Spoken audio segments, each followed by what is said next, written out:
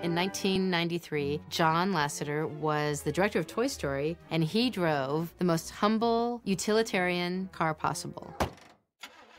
The thing that amazed me was not that, you know, oh, he was such a nice guy or he was so open. It was the death box car the guy drove. Yeah, the seats were so blown out, he had T-shirts pulled down over the back.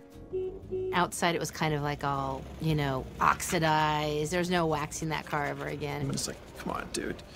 You must be making decent money. It's like, for the rest of us, at least, buy a decent car so we can, you know, live vicariously through you. You know, then, of course, Toy Story comes out. It's a huge success. And Steve Jobs went to John and said, John, this is not that safe. I can't have the head of my company creatively driving around in a car that has, like, 500,000 miles on it. So in my memory, what happened is Steve just bought John a black Volvo, the safest car possible. Somebody should have made a coffee table out of that car. There's a lot of John in that car. The number 43 car. Dink, dink.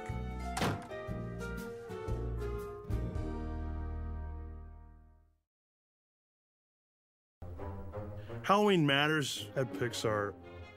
People go crazy. This is so funny to see time and time again what people come up with. The stage was set for a Halloween costume contest, which they held at noon. The grand prize was 2 tickets anywhere American flies in the world. And of course, when there's something to play for, people play hard. I was determined to express myself at Halloween, and I wanted to win. So I decided I was gonna be the baby from Tin Toy. I'm a big guy, former rugby player, 6'4", and I'm gonna be 295 pounds of 1.5-year-old in a giant foam diaper, handmade, with syrup drooping out of my mouth, and me banging toys trying to get that little tinny toy. And I convinced my girlfriend at the time, hey, Ann, I said, can you shave off all my body hair?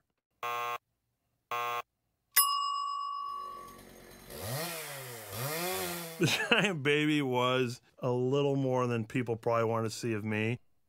When I came out on stage and crawled around on all fours, the shrill happiness, but yet also kind of shock and disgust was overwhelming. It was great. And I did win. I ended up going to Vegas for my honeymoon for a weekend with my newly wedded wife, who took a chance on me after shaving off all my body hair.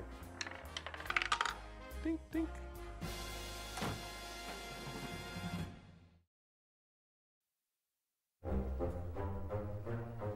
One of the funnest things about the early days of Pixar is we were just so small. In 1991, Pixar moves into this giant building in Point Richmond.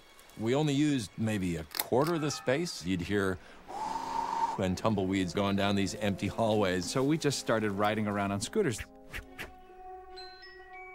Somebody had the idea to actually race the scooters.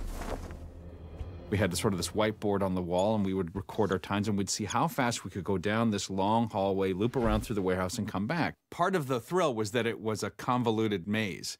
There were 2 90-degree turns in it, and you had to go through several doorways. Well, Tom Porter, one of the original guys, always there, and he is one of the most competitive people on the planet. And he's very athletic. And he just got the best time, and nobody could beat it. We're there late one night, burning the midnight oil, and John gets on one of the scooters and decides that he's just going to try to beat Tom Porter's time, because it hasn't been beaten in forever. And he gets some really amazing time, which beat Tom Porter's. And he was so proud that even though it was the middle of the night, he got on the phone, called Tom Porter, woke him up, didn't even say hello, said his time, and Tom Porter just said, I'll be right there. And the next thing we know, Tom Porter's there. I think in his sweats or still in his pajamas, you know, just like literally jumped out of the bed, got in the car, and proceeded to do the route again and again as fast as it could.